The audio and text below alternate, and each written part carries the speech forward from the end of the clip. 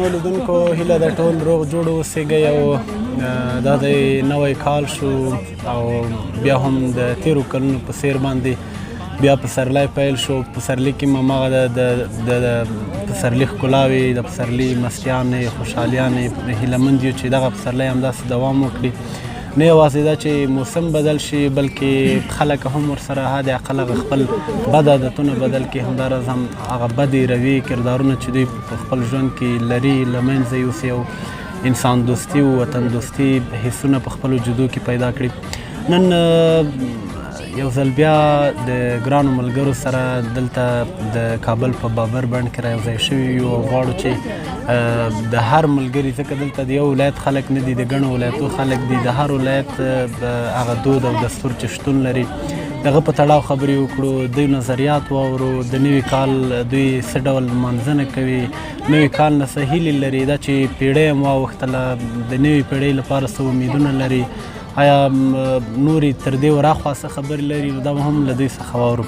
را سره ګران ملګری بلال سیال، اسمت زازی، حکمران روهیلي، زه خپله بشیر دریز او حلیم هاند او ستانکزی صاحب او عارف زیار موږ سره د نن په خپرونه کې دي او نن به انشاءالله مجلس سره کوو. خو پیل به له زازي صاحب څخه وکړو. دی د پکتیا د ریب زازي اوسېدونکی دی. د ده نه به پیل داسې وکړو چې ستاسو په سیمه کې نوی کال څه ډول لمانځل کیږي؟ آیا داسې باغونو ته ځئ، مثلا نورې سیمې څه ډول دود او دستور لرئ؟ ستړی مه شئ، ښه راغلاست. سلامونه، احترامات ټولو ملګرو ته په دې هیله چې روغ جوړ اوسي او د صحت جامې پرته نه وي. د هر ځله مخکې د نوي کال مبارکي ټولو ملګرو ته وایم، باید خپلو ټولو هیوادوالو ته وایم په دې هیله چې یو ښه ورځ پیل کړې وي لکه موږ په شان. د معمول په توګه اکثره زموږ هیواد کې که موږ وګورو اکثره خلک میلو ته ځي لکه موږ چې راغلي یو، او همداسې د پکتیا ولایت خلک هم ډېر ملګري د کلي ملګري راټولېږي او اکثر اطرافو ته ځي یا مثلا ښه سیمو ته ځي، یعنې کورونو څخه خپل کوم وسایل چې دي دیګونه یا کاسې یا هغه څه چې دوی پخوي په خپله خوښه راټولېږي او هغه وړي هلته بیا میلې کوي. یعنې ټول هغه د کلي هغه ځوانان راټولېږي او معمول په توګه زیاتره هم دغسې لمانځل کېږي په پکتیا ولایت کې. ډېر ښه. خپله څه هیلې توقعات لري دا چې زموږ وطن داسې یو حالت کې شتون لري چې هره ورځ پکې جګړه وي، انسان وژنې وي، وطن دوستۍ احساسات ډېر کم دي. ته خپله څه توقع لري چې آیا دغه کال چې دا نن پیل شو څه یعنې ستا په نظر څه امیدونه لري چې تر څو دغه هیلې دې ستا په دې کال کې پوره شي؟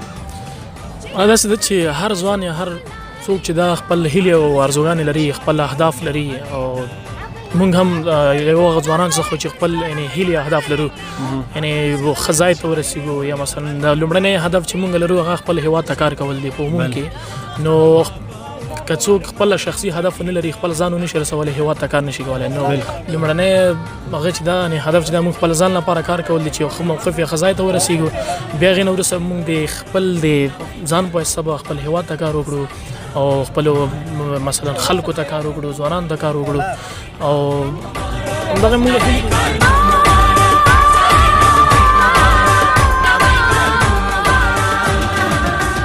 هیوادوالو کېدای شي تاسو به دلته شاوخوا شور ماشور اورئ دا چې نوی کال ده او بابر بند ده، نو د خپله دی بند ډول همدغه ده چې باید دلته ماشومان وي، نور خلک وي، نو په دې خاطر باندې کېدای شي لږ به مزاحمت وي. نو هیله ده موږ وبښئ ځکه دغه ځای دغسې ده، نو داسې ارامه ځای نه ده. نو په همدې خاطر دغه د ژوند یوه ښکلا هم دا هم وي چې شور ماشور وي، پکې حد اقل انساني موسیقیانې شتون ولري.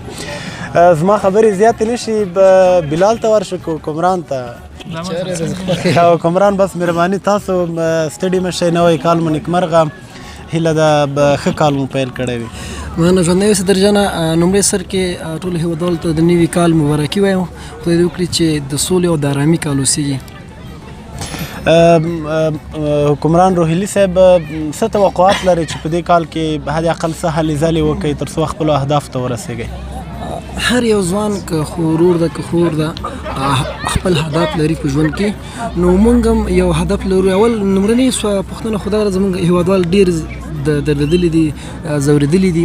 اول مو د سولې ارمان دی چې خدای پاک دې سوله راولي په دې هیواد کې، او نور هر یو لکه مخکې مې ورته ویلي چې هر انسان هدف لري. زما هدف په دې کال کې وازنې دا وی چې زه په تیر کال کې مې خاص لسرونه ما نه درلودلې. زه کرنټین مشکلات او نور مشکلات خو دې کال کې مې ډېر هدفونه لرم خو خدای توقع کوي چې هغه ته ورسېږم. د پانتون موضوع دي څنګه دا یعنی تر اوسه پورې څنګه روان دل دی ورسته صحیح لري چې مثلا په درسونو کې مطالعه آزاد مطالعه په تړاو باندې درسونه مې هم ورسره اراده همدا مې هدف مې همدغه دی چې لومړی په خپل درسونو کې ځان ورسوم. د پوهنتون مې که څه هم تېر کال مشکل زیات و د کرنټین له وجې موږ درسونه خاص ونه ویلي نو اوس مې همدا د پوهنتون درسونه زیات ورسره څنګه ورسره کاروبار مې دی نو په مخ به وځو موږ. ډېره مننه روهیلي صاحب. دې خواته بلال سیال هم را سره پاتې دی. مخکې له دې نه چې بلال سیال ته نوبت ورکړو ښي لوري ملګرو ته به هم نوبت ورکړو نو له دې پلوه به عارف زیار د نوي کال مبارکي ورته ووایو او دی به خپلې خبرې را سره شریکې کړي. ستړی مه شئ، ښه راغلاست. مننه دری صاحب، ښه راغلاست ټولو محترمو اوریدونکو او ګرانو ملګرو ته. په لومړي سر کې د نوي کال مبارکي ټولو قدرمنو هیوادوالو ملګرو دوستانو ته وړاندې کوم په دې هیله چې ښه د امن او د خوشحالۍ کال ولري. ډېره مننه عارف زیار. دا چې په تېره پیړۍ کې یا په تېر کال کې زما په نظر ستا لپاره به یوه عمده لاسته راوړنه دا وه چې تاسو پکې د لیسانس دوره بشپړه کړله او همداراز ځینې نورې لاسته راوړنې دي هم کیدای شي ولرې نو هغه ته را سره شریکې کړه. مننه. تېره پیړۍ زما لپاره ښه پیړۍ وه. یوازې دا چې زه په دې نړۍ ته راغلم دا تر ټولو لویه لاسته راوړنه ده چې خدای پاک د نړۍ ته راوستلو پېرزوینه یې راباندې ولوروله. بیا دا چې موږ رالوی شولو د تعلیم مو وکړه مکتب نه فارغ شولو پسې پوهنتون ته راغلو دا ډېره لویه لاسته راوړنه ده چې په همدې پیړۍ په وروستیو کې له پوهنتون نه فارغ شولم او تر ټولو لوی ارمان مې دا و چې وطن هیوادوالو ته خدمت وکړم. د خدای پاک شکر دی چې په دې پیړۍ کې مې دا هیله هم پوره شوله، دنده مې پیدا کړه او هیوادوالو ته د خدمت جوګه کېږم. نوي څه توقعات لري په روان کال کې دا چې څوارلسم زیږدیز لمریز کال پیل شو په دې کې څه توقعات لري، څه اهداف لري، کومې موخې لري چې ترلاسه کړئ؟ زه خو ډېرې هیلې اهداف او توقعات لرم.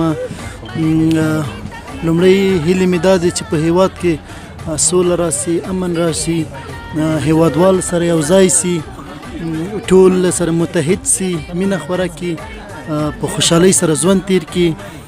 توقعات مې دا دي چې مخالفان سره یو ځای به سي، انشاءالله امن به راشي، ټول به په یو ټغر راټول سي او لاسته راوړنې به مې انشاءالله دا وي چې موږ به هڅه کوو، کوشش به کوو تر څو هغه کوم اهداف چې لرو هغه ته په ډېره اسانۍ سره لاسرسی پیدا کړو او خدمت جوګه سو خپل هیوادوالو. دا چې د لوګر یو بل ځوان هم را سره دی د نوي کال د دود او دستور په تړاو بل هغه نه بیا نظریات واخلو. اوس تانګزي صاحب ته ورځو. ستړی مه شئ، نوی کال د نیکمرغه. لومړی خو د نوي کال مبارکي او بیا لږ د خپل وطن دود او دستور په تړاو باندې راته ووایه چې په ننګرهار کې څه ډول د نوي کال په تړاو باندې دود او دستور نه وي. السلام علیکم. هر څه نه مخکې ټولو خپل هیوادوالو ته، خپل وطنوالو ته، ټولو ته د نوي کال مبارکي وایم. الله دې وکړي چې دغه نوی کال د ټولو افغانانو لپاره یو د امن او سوکالۍ کال وي او لکه څنګه چې په ټول هیوادونو کې داسې نوي کال منځل کېږي، همداسې د افغانستان ټول خلک د نوي کال لپاره ډېر خوشحاله دي او دغه نوی کال منځي. نو همداراز موږ خپل ولایت کې هم دغه نوی کال په ډېرو په ښه مراسمو باندې لمانځي. نو الله دې وکړي چې دغه نوی کال د ټولو لپاره خوشحالۍ لري. تاسو باغونو ته مثلا چکر وئ، ملګرو سره کرکټ میلې کوئ یا مثلا فوټبال یا لوړو غونډیو ته خیژئ؟ ځکه په نوي کال کې ډېر معمول دا وي او ډېری سیمو کې زیارتونو ته هم خلک ځي. تاسو کوم ډول دود او دستور مخ ته وړئ؟ زمونږ خپل ځای کې چې څنګه لمانځل کېږي هلته معمولا خلک د پارکونو ته ځي، باغونو ته ځي او خپل نوی کال په داسې رنګینو مراسمو باندې لمانځي. ډېر ښه. ډېره مننه ستانکزی صاحب.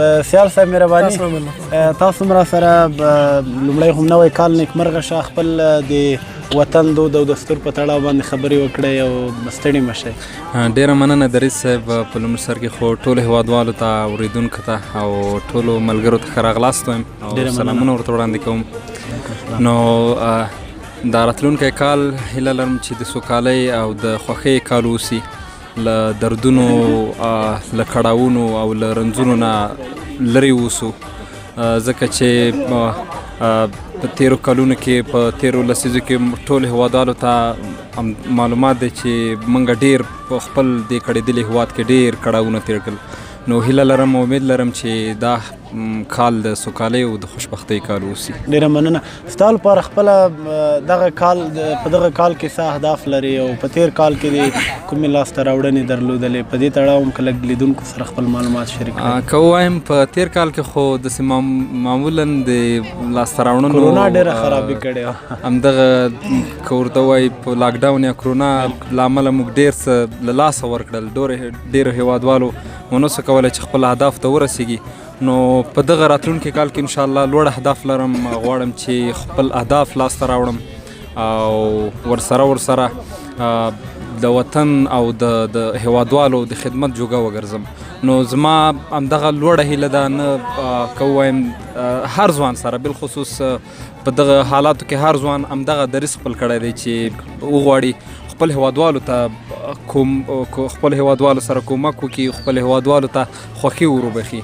نو امام همدغه هدف دی چې خپل هیوادوالو ته تر کومه وکولی سم خوښي ورکړم او خپل اهداف، هغه کوم اهداف چې ما ځان ته ټاکلي دي، هغه لاسته راوړم. ډېره مننه بلال جان. خوشحاله اوسئ په دې هیله چې په دې هیواد کې د ټولو هیوادوالو هیلې پوره شي. چې امکانات هم ډېر کم دي، حالات هم ډېر سره ګډوډ دي، خو بیا هم زموږ ځوانان، زموږ ولس بیا هم په دې هڅه کوي چې څنګه ژوند کولو ته توقع جوړه کړي، څنګه ژوند وکړي، څنګه له ژوند څخه خوند واخلي. یعنې موږ په دې هیواد کې ډېر داسې حالات وینو چې اصلا د لیدلو وړ نه دي. اصلا یعنې دا احساس څوک نه کوي چې دا هیواد کې دي حد اقل یو ورځ څوک تېره کړي. خو بیا هم زموږ د هیوادوالو هغه مقاومت ده چې د دومره سخت ژوند پر وړاندې بیا هم خپل ژوند ته دوام ورکوي، ژوند کوي او ورڅخه خوند اخلي. حلیم خان، تاسو هم ستړي مه شئ، نوی کال مو نیکمرغه. مهرباني تاسو خپل وطن کې څه دود او دستور لرئ، څه ویل لرئ او خپله مو څنګه نوی کال پیل کړ؟ مننه دریځ صاحب. تاسو ته لومړی سلام، بیا ملګرو ته سلامونه او نیک هیلې وړاندې کوم او ملګرو او وطنوالو ته د نوي کال مبارکي وایم. ستاسو پوښتنو په ځواب کې راشم. لوګر ولایت کې اساسا داسې خاص شی نشته نوي کال لپاره، خو بیا هم هغه دود دستور ده چې زیاتره کسان دي یا دیرو ته ځي، هلته مراسم لمانځي یا ځینو پارکونو ته ځي. حلیم جان، یو وخت کې زما په یاد دی دلته ملګري م ناست دي، دا موږ هم د خپل ورسره خاطرې شریکې کړو. موږ به ډېر واړه وو هغه وخت کې، تقریبا کیدای شي 15 کاله وړاندې اوسېږي یا مثلا 14 یا شاوخوا له دې نه. زموږ ماما به هغه به داسې ډېره لوړه غونډۍ وه، د پل علم مرکز اړوند، دې ته به ختل، بیا به هلته خلکو دیګونه کوله، ځان سره بیا غټ غټ دیګونه وړي ول، چا به وریژې پخولې، چا به مثلا دا غنم یې چې یو ډول میدول، نه پوهېږم څه ورته وایي، دا به سمنک خوا خو معمول ول نه، د بل شی ډېری وخت خیراتو دې شیانو کې هم پخول، اوس ډېر دود او دستور نه ده. نو دا به پخول، دې ته بیا کچالو جوړول، په سر به ورته اچول، نو ډېر یعنې ډېر ښه مراسم ول. اوس تقریبا یعنې هغه ډېر نشته، دا ډېر کم شوی کمرنګه دی ډېر. بالکل، یعنې اوس زما په نظر یوازې به همدغه یو دود پاتې چې خلک قبرو ته ځي او قبرو باندې ډېر کم خلک به خیرات او دغه کوي. بالکل داسې ده، ډېر کم به ځي، خو ځینې بیا د امنیتي ستونزې هم دي که نه په لوګر ولایت کې. عمره چې مخکې وو عمره اوس نشته. مخکې وخت کې به خلکو خبر مطابق تلو د میر عبدال بابا په نوم باندې غار ده، ډېر مشهور غار ده، هغه ته به تلل، ادیرو ته به هم تلل. خو اوس که چیرې معمول کې وګورو کمرنګه شوي دی دا ټول د نوي کال منزل، خصوصا که موږ کابل ښار کې هم وګورو، هلته هم ډېر کمرنګه دی. زیاتره هغه اصلي دلیل که چیرې موږ وګورو هغه د امنیتي ستونزو ده، خلک نشي کولی چې ووځي د باندې، او په ښه ډول سره دغه نوی کال ولمانځي. بالکل ډیره مننه حلیم خان. دلته موږ سره یو بل ملګری یم چې ډېر ځان د صحنې شاته کوي، رضوان برنګ دی.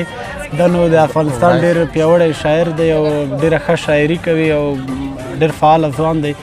له ده نه به هم د نوي کال په تړاو باندې معلومات واخلو چې دی خپله له نوي کال څخه څه توقعات لري، خپله څه ډول بهیل لري چې د نوي کال په تړاو یې وکړي. نو برنګ صاحب ښه راغلاست او مهرباني د نوي کال په تړاو باندې د خپل معلومات راسره شریک کړئ. ټولو ملګرو ته هیله ده ښه به یاست، خوښ یم چې له تاسو سره د نوي کال په دې ورځ دلته موجود یم او ټولو هیوادوالو ته د نوی کال مبارک وي. خدای دې وکړي چې ښه کال ولري، له ستونزو غمونو او کړاوونو نه یو خالي کال او له خوښیو ډک کال ولري. نوی کال خو معمولا په ټول هیواد کې چې موږ ګورو دري صاحب په دې شکل لمانځل کېږي چې ملګري راټولېږي، میلو ته ځي یا یو پارک ته یا یو په وینا لوړو غونډیو ته ځایونو ته. نو بیا د نامنیو له وجې نه موږ خپل ولایت د میدان وردګو ته زه دا ډېر وخت نه یم تللی، خو چې ما په یادېږي په ماشومتوب کې به خلک راټولېدل، د کلوخکې به یې کولې او میلې به یې کولې معمولا. نو نوی کال د خدای وکړي چې ټولو ته ښه کال وي. تېر کال خو ستونزې وې، مشکلات و، مرضونه و، لاکډاون و، او سږ کال د خدای وکړي چې ټول هېوادوال ناروغیو او ناامنیو هر څه لرې وي. خدای دې د سولې کال کې د پیړۍ دغه وروستی کال دی او چې نوې پیړۍ له سولې سره او له خوښیو سره پیل شي. بالکل. وبرنګ صاحب نسبت نورو عامو خلکو ته شاعران د پسرلي له موسم نه ډېر خوند اخلي. ته خپله څه نظر لرې؟ آیا دا خبره رښتیا ده او که نه؟ والله پسرلی خو پیدا دی نو چې یو ښکلی موسم وي، ډېر هر څه تازه وي، هوا ښکلې وي، ونې بوټي مرغان هر څه ډېر خوندور وي. هر څوک خوند ترې اخلي، یوازې شاعران خوند ترې نه اخلي، خو شاعران لږ ډېر ترې اخلي، حس کولی شي او دوی لږ بربنډۍ بالکل. نو پسرلی خو د شاعرانو په وینا د توبو د ماتولو موسم بالکل. نو څه بیتونه درته ذهن کې شته ده که نه؟ که پسرلي مربوطه والله دا ستونزه دا وي چې په دغه مناسبتونو کې ماته اکثر شاعري کول لږ سخت دي، ځکه چې د نورو ملګرو په نسبت ځینو خپرونو ته هم چې دعوت کېږو اکثر زه ځان کوشش کوم چې ورنشم، ځکه ما شاعري چې ده داسې دغسې د خوښیو مراسمو او مناسبتونو سره ډېر اړخ نه لګوي او لا سړی پکې خفه کېږي. نو بیا به هم هڅه وکړو چې یو څه ووایه راته چې موږ ملګري واورو. دا یو څه غیتا په وینا دغه دي مثبتګرۍ پکې ده. ژوند دې کول لرې که غم د جانان مه کښېنه. واه واه واه ډېر ښه. ژوند دې کول لرې که غم د جانان مه کښېنه، وخانده یا وژاړه داسې حیران مه کښېنه. واه ډېر ښه، ډېر ښایسته. ژوند دې کول لرې که غم د جانان مه کښېنه، وخانده یا وژاړه داسې حیران مه کښېنه. ډېر ښه. واه واه. او پام غلط په څه شي کړم درده خو یو ته یې نو، پام غلط په څه شي کړم درده خو یو ته یې نو، ګرځه په رګونو کې سخت شه آسان مه کښېنه. واه واه ډېر ښه. او کار کوه روزګار کوه تلو نورو څه ښیې، کار کوه روزګار کوه تلو نورو څه ښیې، کله کله هر چاته تنګ شي جهان مه کښېنه. واه ډېر ښه. رنګ ته یې اوبه ته یې کیف ته یې سرور ته یې، رنګ ته یې اوبه ته یې کیف ته یې سرور ته یې، وغوړېږه بیا ګل شه نه یې خزان مه کښېنه. واه ډېر ښه. دا باید یو ځل بیا ووایه، ډېر ښایسته و. مننه دري صاحب. کیف ته یې رنګ ته یې اوبه ته یې کیف ته یې سرور ته یې، وغوړېږه بیا ګل شه نه یې خزان مه کښېنه. واه واه ډېر ښه. مننه. ډېر ښه. ډېر ښکلی. ډېره مننه. برنګ صاحب واقعا ډېر ښکلی شعر و، ډېره مننه. اوس نو وخت هم ده چې ډېر کم دی. په خیر کوشش به کوو چې نورې خپرونې هم تاسو لپاره ولرو، په ځانګړي ډول د شاعرانو خپرونې. راځئ په پای کې به د ملګرو لنډ لنډ پیغامونه هم د ځان سره ولرو. پیل به له حلیم خان صاحب څخه وکړو. مهرباني څه پیغام لرئ په لنډو کې، او که کوم اضافه ویل ټوکه یا خاطره هم لرئ کولی شئ. مننه درې جانه. په پای کې تاسو ټولو ملګرو ته او بیا ټولو وطنوالو ته او یوټیوب چینل لیدونکو ته د نوي کال مبارکي وایم او هیله لرم چې د یو سوکاله آرامه کال به وي او انشاءالله چې په دغه کال کې به سوکالي او آرامي راځي افغانستان ته د یو سوکاله افغانستان په هیله بیا. ډېره مننه حلیم خان عارف زیار مهرباني تاسو وروستي ویل را سره شریک کړئ. لومړی له تاسو نه مننه، بیا د یوټیوب چینل ټولو قدرمنو اوریدونکو څخه مننه. نوی کال د ټولو ته مبارک وي. زه خاص څه نه لرم، خو دومره وایم چې تشویش، غم، اندېښنې هر څه یوې خواته کېږدئ، ژوند ته هیله پیدا کړئ، ژوند وکړئ، د شعر په رنګ باندې خوند ترې واخلئ، ښې وکړئ د سوکاله، آرام او متحد افغانستان په هیله. ډېره مننه افسانګزی صاحب مهرباني تاسو مونږ داسې په اخر کې څه ویل نه لرو، خو دا ویلی شو چې الله پاک دې په دې وطن کې په دغه نوي کال سره سوله راولي او الله دې وکړي چې د امن پکې راشي او الله دې وکړي چې ټول افغانان خوشحاله بیا وټاغر راغونډ شي. ډېره مننه. ابراهیم صاحب مهرباني شعر لري؟ شعر وایي؟ وایه یو شعر وایه. شعر لري وایه وایه چې نه یې دلته شعر لري مهرباني. دریس صاحب سلامت اوسئ. نوی کال د ټولو ملګرو او دوستانو هیوادوالو ته د نوو پلانونو، نوو کارونو، هیلو او اهدافو انګیزه ورکړي. ډېر ټول مسایل، ستونزې او هر څه دې ترې هیر کړي او یو خوا دې پرېږدي، ځکه نوی کال د هر څه باید نوي پیل شي. دا یوه ښه بهانه وي ټولو خلکو ته چې ستونزو کې دي یا مشکلاتو کې دي. د سولې دعا ټولو وکړه، خدای دې همغه قبوله کړي. که مونږ یې وکړو که دومره دعا ورته کېږي، خدای دې وطن ته سوله راولي، خدای دې وطن آباد کړي چې ټول خوښ وي، هغه ژوند دې ټول وکړي چې غواړي. ډېره مننه ابراهیم صاحب، خوشحاله اوسئ. حکمران روحیلي مهرباني تاسو څه ویل لرئ او تر هغه وراخوا خپل پیغام را سره شریک کړئ. مننه ژوندی اوسه درجانه. پیغامونه خو ټول یو شانته دي، ټول د سولې تږي، ټول سولې ته دعا کوو. نو زما هم دغه یو ارمان دی چې په دې وطن کې سوله او آرامي راشي او خوشبختي راشي. ډېره مننه. نور څه ویل؟ شعر، خاطره، ټوکه؟ ځکه عصمت وایي چې دی ډېر ټوکي سړی دی، نو که کومه ټوکه لرئ مهرباني چې په آخر کې شاعران خو راسره ناست دي، ابراهیم صاحب ناست سره شعر مو وایي، ټوکه وکړه. ټوکې خو زموږ سره استاد مو ناست دی، ټوکو زازی هم راسره څنګ کې ناست دی او بلال هم ناست دی. ټوکه به یې وته پرېږدم. وایي چې خاطره ووایه. خاطرات خو د ژوند ټول خاطرات دي. دا خاطرات شول. ژوند خو د خصوص کومه خاطره درته ووایم چې تاسو سره شریک کړم. مجردانو خاطرې ډېرې ترخې دا مهرباني نه یې وایې. خاص خاطره مې ذهن ډېره مننه زازی صاحب مهرباني.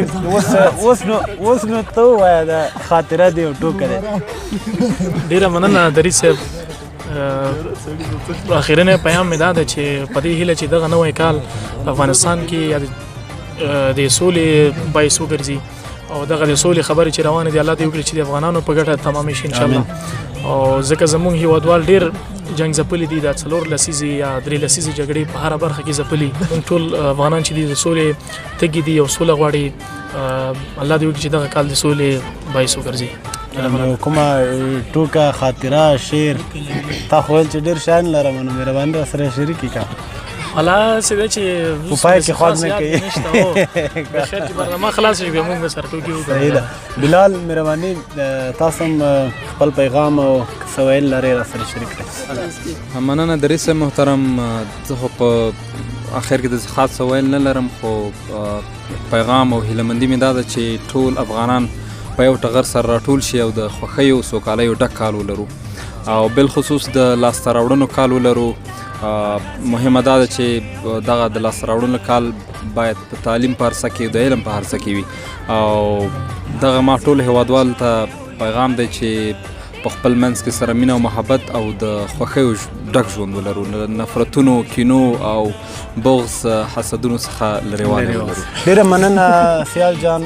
د ټولو ملګرو څخه هان صاحب، زیار صاحب، بسکانګزی صاحب، ابراهیم صاحب، روحیلي صاحب، زازی صاحب او بیا هم سیال صاحب، د ټولو ډېره مننه.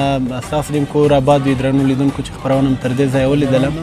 د نورو ښو خپرونو لپاره زموږ چینل سبسکرایب کړئ او موږ سره اوسېږئ. د قسیم ځواک څخه هم ډېره مننه چې تخنیک برخه کې را سره همکاري وکړله. تر بیا ښې شېبې د یو آباد، ښکلي او رنګین افغانستان.